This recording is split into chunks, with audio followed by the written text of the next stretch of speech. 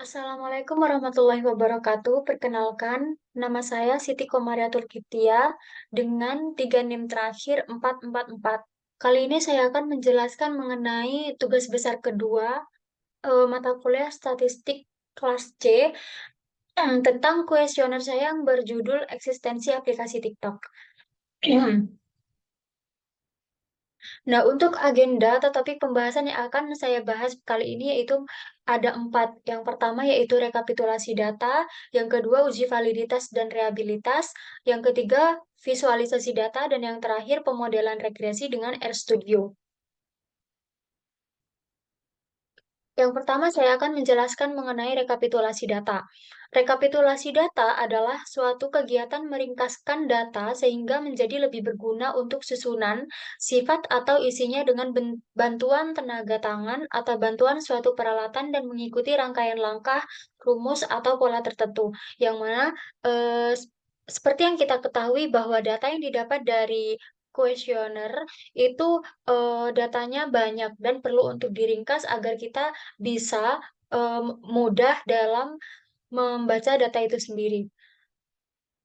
Nah, selanjutnya rekapitulasi data pada kuesioner saya adalah terdapat 101 responden, yang mana untuk jenis kelamin responden itu laki-laki sebanyak 30 responden, perempuan sebanyak 71 responden, dan status dari responden responden yaitu ada 28 responden bekerja, 65 responden seorang mahasiswa, 2 responden kerja dan mahasiswa, 4 responden pelajar, dan 1 responden tidak dari ketiganya, yang artinya tidak bekerja, bukan mahasiswa, bukan juga pelajar.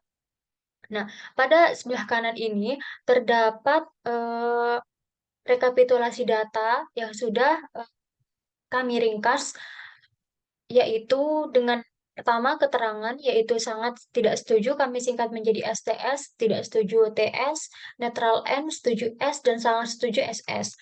Dan di sini terdapat 15 indikator yang kami ujikan pada kuesioner kami, yang mana yang pertama sebagai contoh yaitu saya memiliki aplikasi TikTok itu memiliki eh, pernyataan sangat tidak setuju itu ada 11 responden, tidak setuju 0 responden, netral 12 responden, setuju 13 responden, dan sangat setuju itu 65 responden. Begitu juga seterusnya ke bawah itu sama sudah tertera pada gambar di sebelah dari penjelasan rekapitulasi data ini.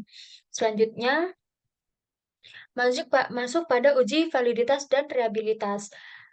Uji validitas adalah pengujian yang dilakukan guna untuk mengetahui seberapa cermat suatu instrumen dalam mengukur apa yang ingin diukur. Yang kedua, uji reliabilitas adalah untuk menguji konsisten alat ukur, apakah hasilnya tetap konsisten jika pengukuran diulang. Nah, selanjutnya ini masuk pada uji validitas terlebih dahulu di sebelah kiri. Kami menggunakan 15 indikator dengan total responden sebanyak 101 responden. Kemudian di sini terdapat R hitung, karena kami menggunakan Excel, jadi menghitungnya menggunakan rumus yang ada di Excel. Dan untuk R hitung ini menggunakan rumus Corel dengan cara memblok indikator 1 sampai dari responden 1 sampai responden ke 101 untuk mengisi array ke 1 yang nantinya muncul pada kolom setelah menginputkan rumus Corel. Dan untuk array kedua itu dengan cara memblok skor total yang nanti ada di sebelah kanan sendiri dari responden 1 sampai 101. Dan saya tidak bisa memasukkan data tersebut ke dalam PPT karena tentunya tidak cukup dan sudah terdapat pada PDF. Kemudian yang kedua itu R-tabel. Dan R-tabel di sini sudah memiliki ketentuan yang mana untuk responden sebanyak 100, karena responden kami 101, jadi kami menggunakan angka terdekat yaitu 100 dengan nilai 0,2. Selanjutnya eh, di sini sudah 0,2 untuk R-tabel, dan untuk keterangan atau pengujian, pembuktian apakah pernyataan valid atau tidak valid itu dengan cara membandingkan antara R hitung dengan R tabel. Apabila R hitung di sini lebih besar sama dengan atau sama dengan R tabel, maka hasilnya akan valid.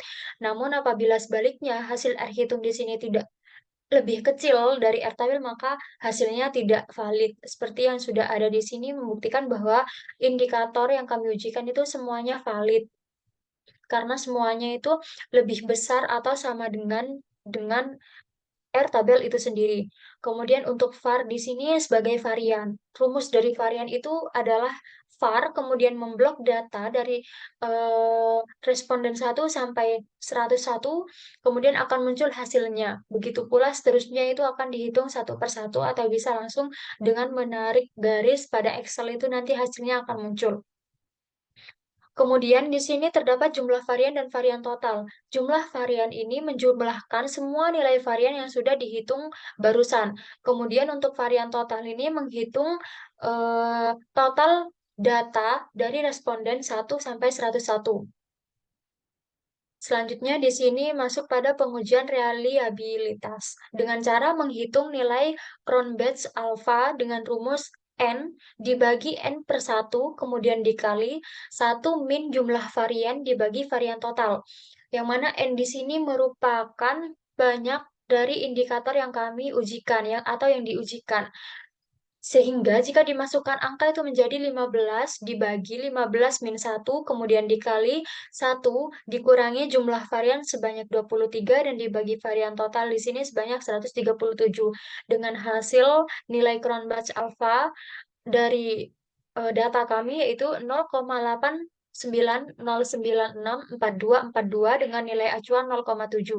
Kesimpulan di sini reliable. Mengapa? Karena dasar pengambilan keputusan itu sudah ada pada tabel di bawahnya. Yang mana apabila nilai Cronbach alpha lebih besar dari 0,7, 0,7 di sini sebagai nilai acuan, maka kesimpulannya dia reliable. Namun, apabila nilai Cronbach alpha lebih kecil dari 0,7, maka kesimpulannya tidak reliable. Dan 0,8 di sini terbukti lebih besar daripada 0,7, yang artinya kesimpulannya adalah reliable. Selanjutnya masuk pada visualisasi data. Visualisasi data adalah proses menggunakan elemen visual seperti diagram, grafik, atau peta untuk merepresentasikan data. Nah, di sini saya menggunakan visualisasi data menggunakan Excel dengan dua variabel pada pernyataan ke-6 dan ke-13 tentang filter dan fitur pada aplikasi TikTok. Yang pertama di sini ada stack bar, yang mana di sini 1 sampai 5 ini menunjukkan interval atau pernyataan dari sangat setuju, netral, tidak setuju, dan sebagainya, yaitu dari 1 sampai 5. Diurutkan dari sangat tidak setuju hingga paling 5 itu sangat setuju. Dan untuk 0, 5, hingga 40 ini merupakan banyak pilihan dari responden pilih eh, dari pernyataan yang sudah disediakan. Dan warna biru di sini mewakili pernyataan ke-6, sedangkan untuk warna oranye di sini mewakili pernyataan ke-13. Seperti itu. Sebagai contoh, warna biru ini pernyataan ke-6 mengenai filter. Banyak eh, responden yang memilih angka 1 atau sangat tidak setuju itu adalah 24 responden. Dan untuk yang memilih tidak setuju ini ada 4, 5. Ada 5 responden. Begitu juga untuk interval 2, 3, 4, dan 5. Dan untuk selanjutnya ini diagram batang. Sama untuk pembagian warnanya juga sama, yang biru untuk pernyataan ke-6, yang oranye pernyataan ke-13. Hanya saja untuk bentuknya dia ini disusun, tidak dibedakan menjadi satu-satu seperti gambar yang stack bar. Dan ini nilainya sama, yaitu untuk pernyataan 1 di sini ada sekitar 24, dan untuk maksud saya pernyataan ke-6 dan untuk pernyataan ke-13 di sini ada 5, sekitar 5 responden. Begitu juga seterusnya, dan yang di bawah ini merupakan mosaic plot. Untuk warna juga masih sama. Dan hanya saja perbedaannya di sini menggunakan persen, tidak menggunakan angka seperti stat bar dan diagram batang yang bersusun barusan. Selanjutnya, visualisasi data menggunakan Excel. Masih menggunakan Excel untuk pie chart 3D ini, tapi menggunakan satu variabel pada pernyataan ke-8, yaitu tentang berita update di FYP TikTok. Yang mana untuk warna-warna ini sudah sesuai dengan angka, yang angkanya juga sudah sesuai dengan jawaban, yaitu angka 1 ini sangat tidak setuju, kemudian tidak setuju, netral, setuju, dan sangat setuju. Yang mana angka 1 memiliki suara sebanyak 6%, kemudian angka 2 5%, netral 15%, setuju 33%, dan yang terakhir sangat setuju 41%. Dan yang di sebelah kanan ini merupakan visualisasi data dengan menggunakan tools Google Chart. Untuk tools Google Chart-nya di sini masih sama seperti yang menggunakan Excel, hanya saja perbedaannya terlihat lebih jelas pada eh, bagian pie chart 3 dimensinya, yang mana ketika menggunakan Google Chart di sini eh, dan pernyataannya sama, yang ke-8 itu terdapat perbedaan nilai. Untuk nilai menggunakan Excel itu semua nilainya bulat, sedangkan yang menggunakan Google Chart di sini lebih detail karena dia menyertakan koma dari banyaknya sen atau nilai persen yang seharusnya seperti itu. Seperti contoh di sini, sangat tidak setuju ada 5,9%, netral 14,7%, setuju 3,3%, dan sangat tidak setuju 41,2%. Seperti itu. Selanjutnya, visualisasi data menggunakan RStudio. Ini merupakan scatter plot dengan menggunakan dua variabel pada pernyataan ke-6 dan ke-13, yang mana untuk di bagian bawah ini pernyataan ke-6 dan yang ke atas ini pernyataan 13, dan bentuk garisnya ini mengarah ke atas yang artinya dia bersifat linear positif dan memiliki arti bahwa kedua pernyataan tersebut saling berhubungan atau memiliki keterkaitan seperti itu. Selanjutnya masuk pada materi terakhir, yaitu pemodelan regresi dengan RStudio. Nah, untuk source code-nya di sini sudah dapat dilihat bahwa untuk data yang saya dan teman saya dan teman kelompok saya gunakan itu masih sama, yaitu pernyataan ke-6 dan ke-13, yaitu tentang filter dan juga fitur pada aplikasi TikTok. Yang mana A ini mewakili pernyataan ke-6 dan B mewakili pernyataan ke-13. Dengan rumusnya regresi ini sudah tertera juga dan outputnya sudah dapat dilihat pula. Selanjutnya, masuk pada interpretasi model. Nah, pernyataan yang saya ambil itu P6, pernyataan ke-6 dan pernyataan ke-13 itu bernilai 0,5742, itu bisa dilihat pada intercept di sini dengan kotak berwarna merah. Kemudian, apabila ada jawaban tambahan dari pernyataan 6 dan pernyataan 13, maka nilai yang bertambah itu sebanyak 0,6528. Selanjutnya, interpretasi uji simultan. Outputnya masih sama dengan hipotesis H0 banding beta sama dengan 0, maka variabel independen tidak berpengaruh secara simultan terhadap variabel dependen.